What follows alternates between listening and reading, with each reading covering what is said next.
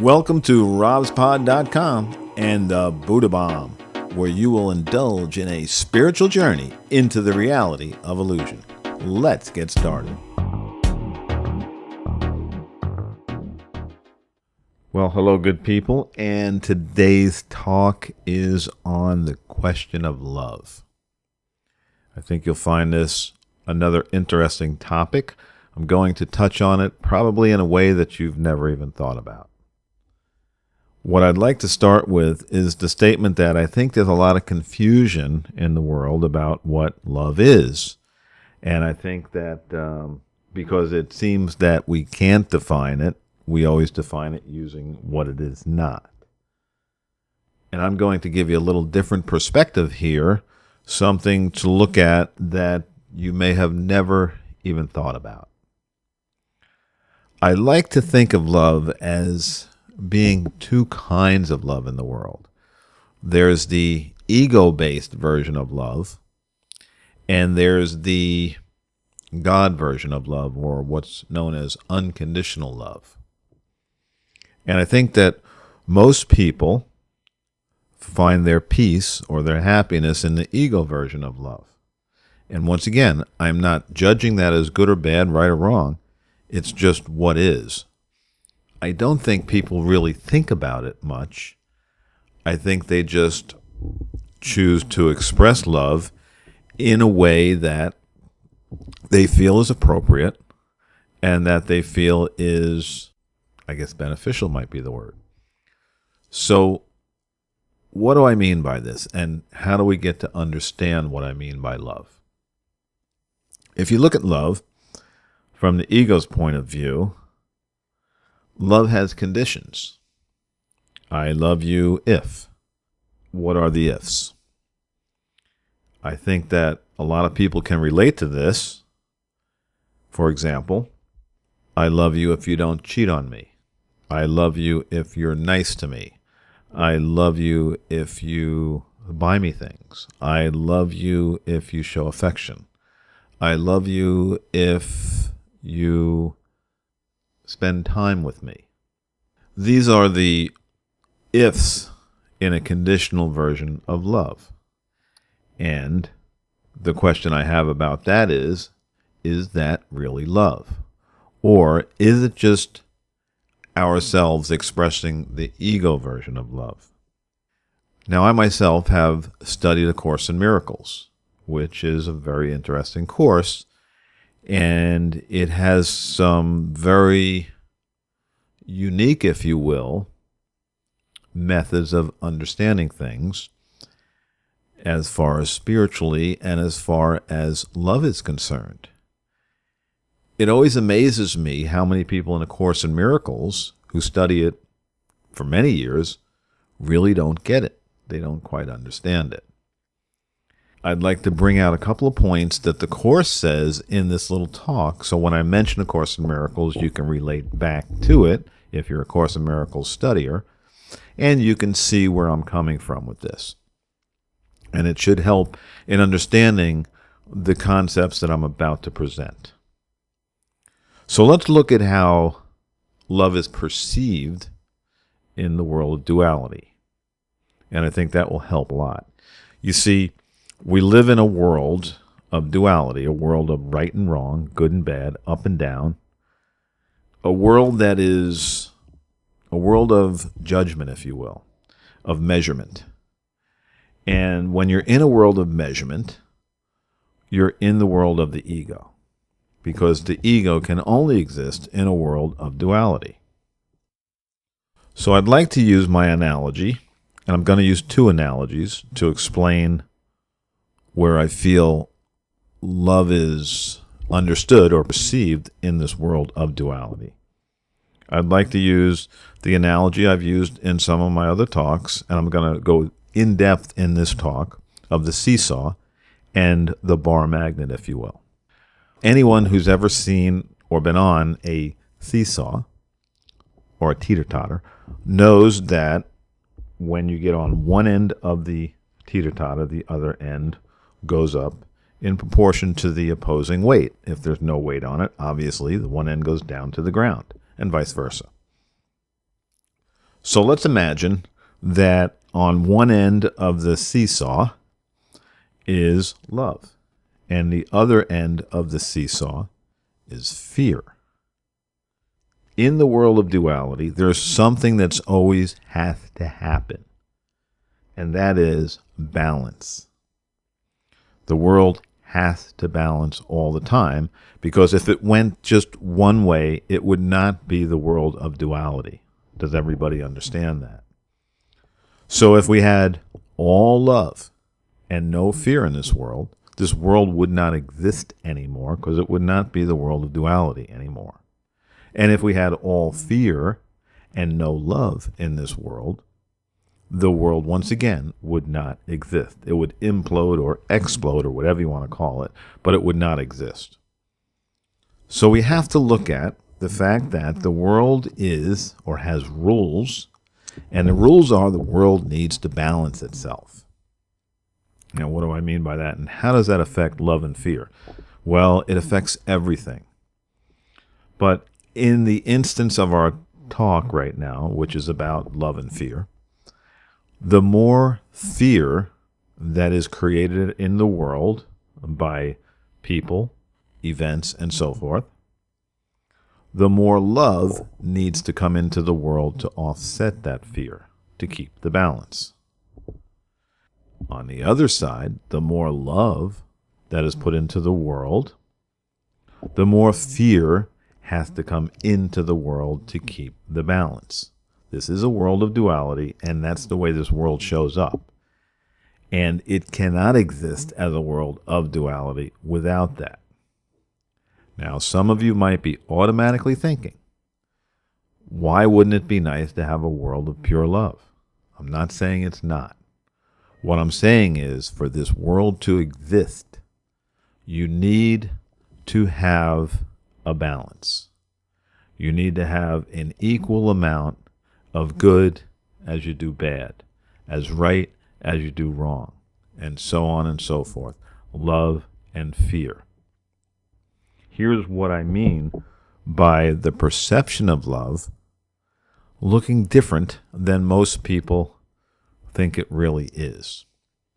You see, we perceive love in a way of we're going to do something good. We're going to give love. We're going to show love. We're going to, whatever you're going to do with love, you're going to help somebody with love.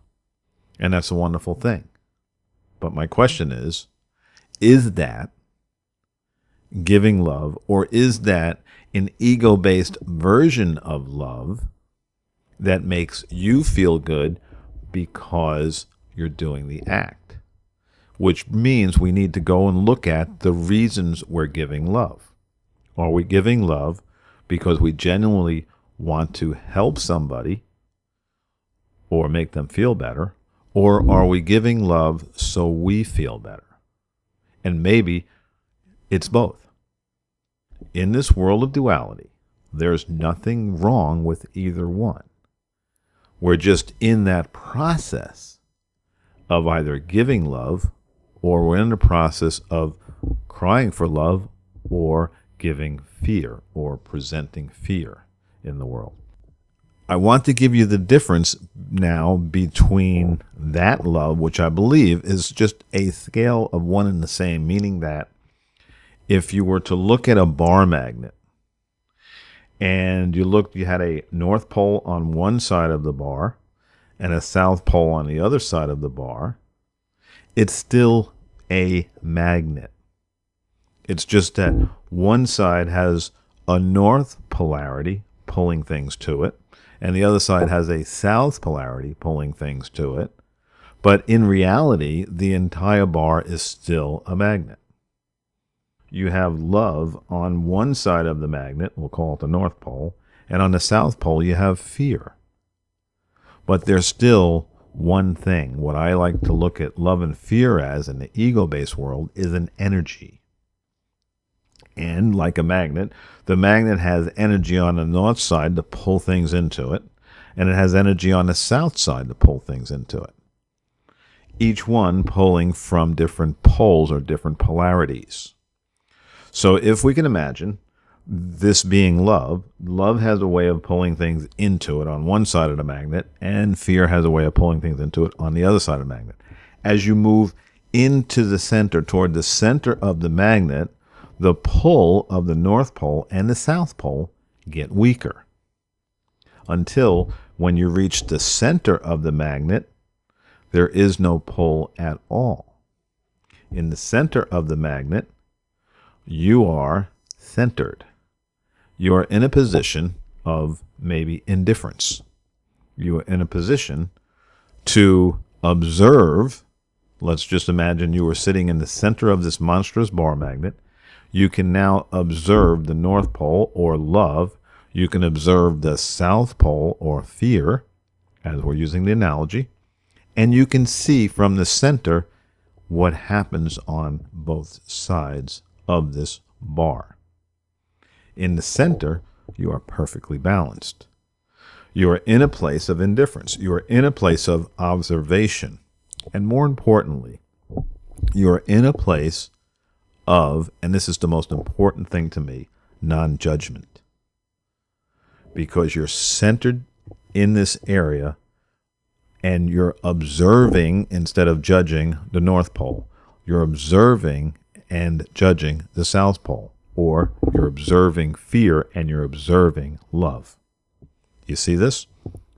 So in that place, for me, for my understanding of this concept that came to me, that would be where God would sit. And that could be where you could sit, because that would be the place of unconditional love.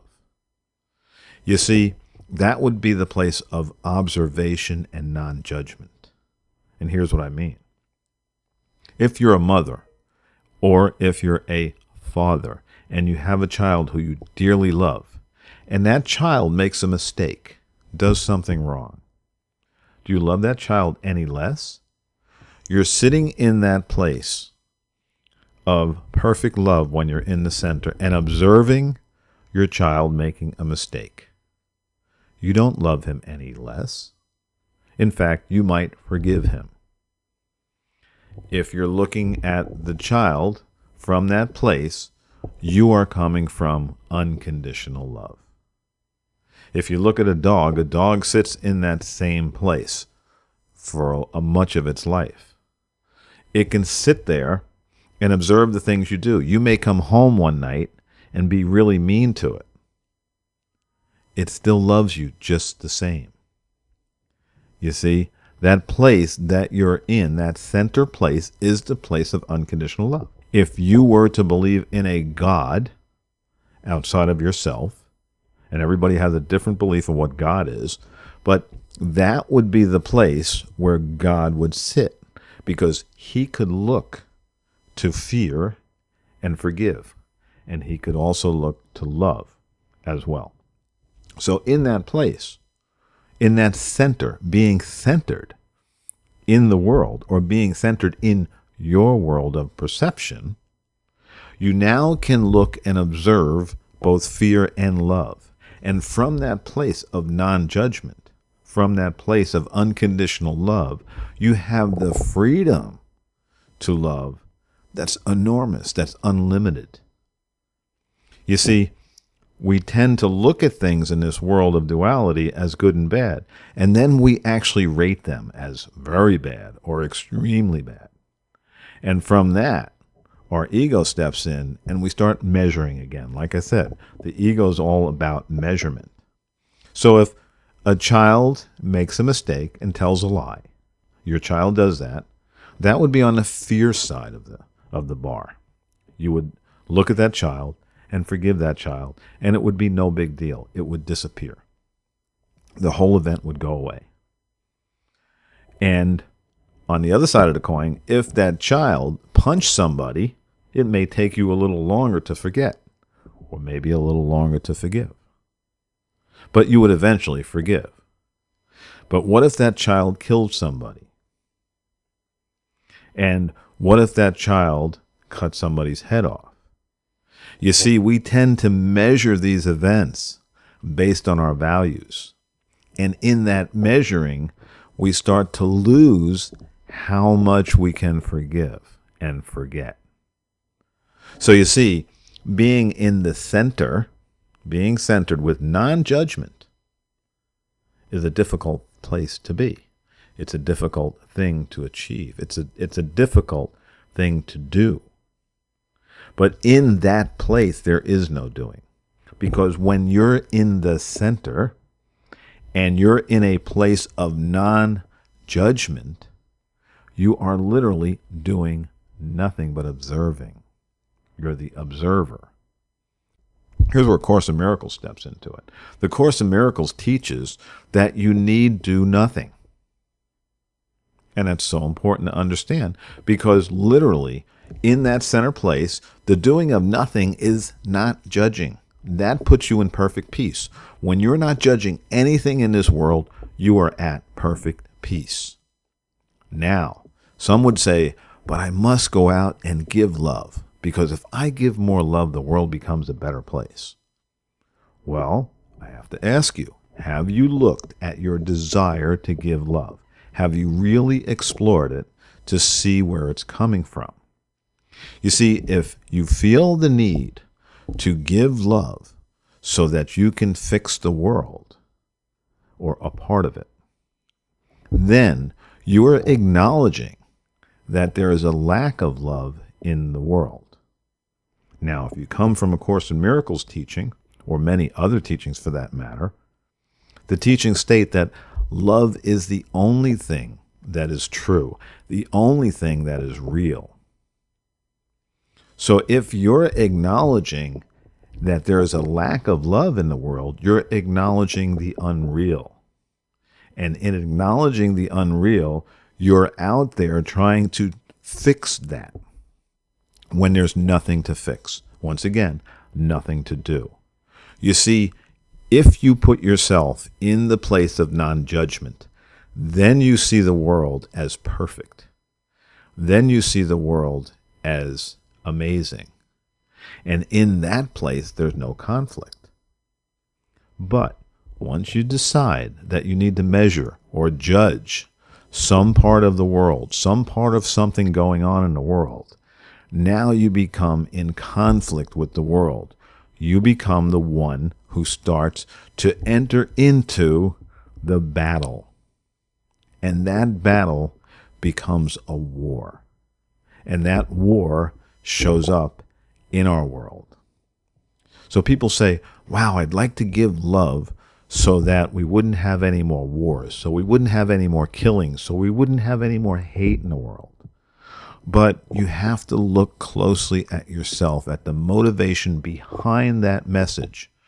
Because what is it in you that's making you want to fight for this?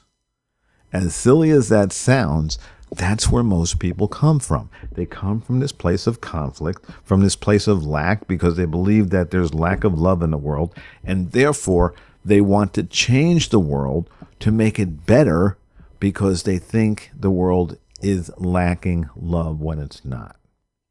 So if you could come into the place of God, into the place of non-judgment, into the center and observe, and lose the need to change things, the things that need changing would disappear.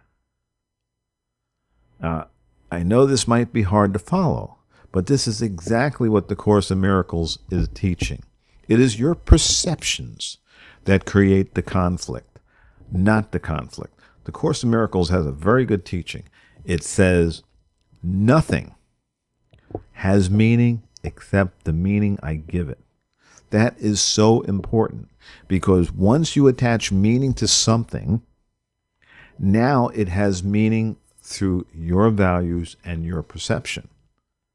And once you say, this needs to change because it's not good enough, you have entered the world of the ego.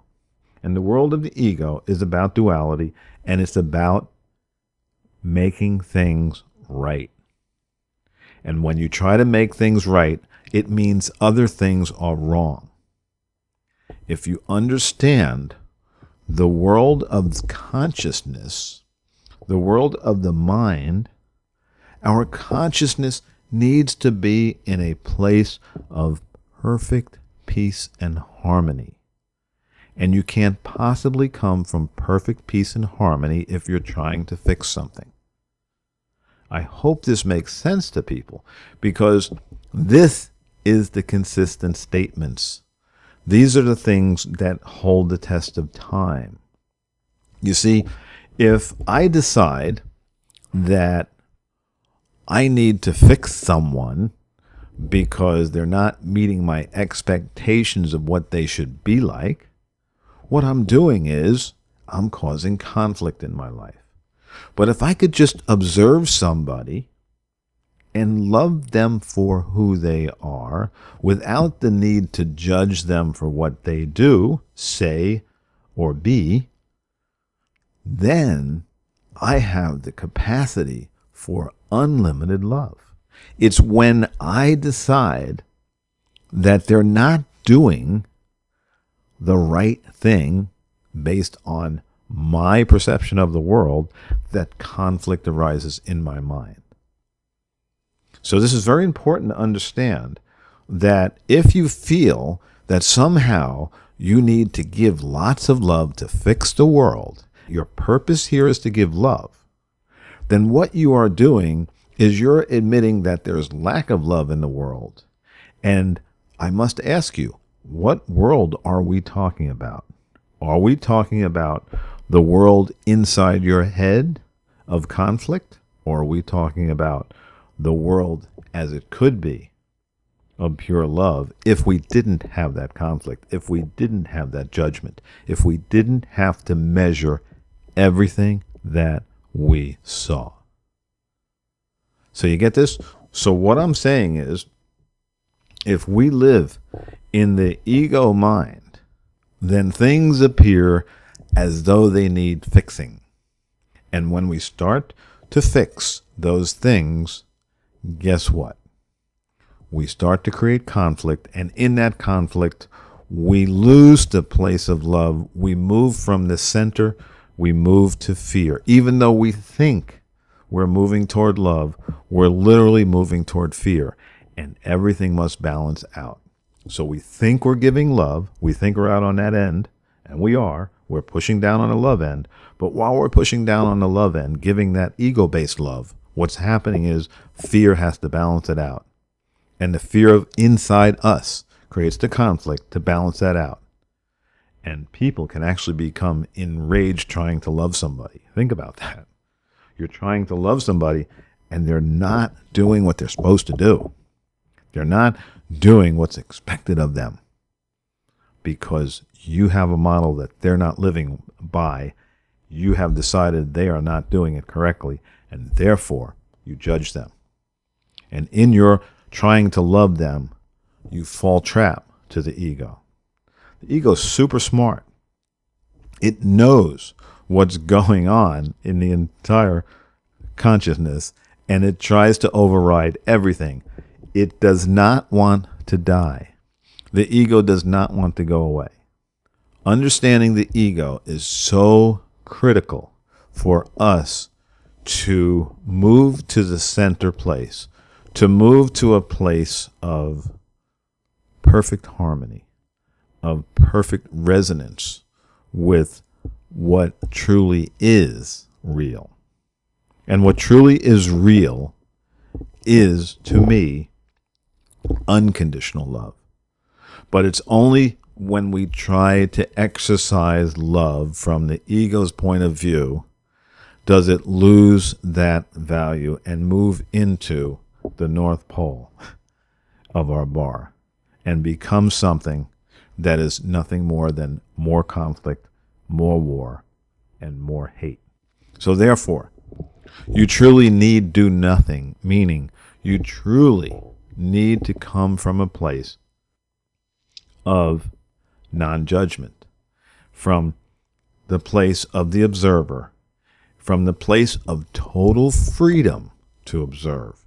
And from that place of freedom, the heart now has the ability to expand itself out and give love, just like a mother loves a child, just like the dog loves you, You can be as a child in that place.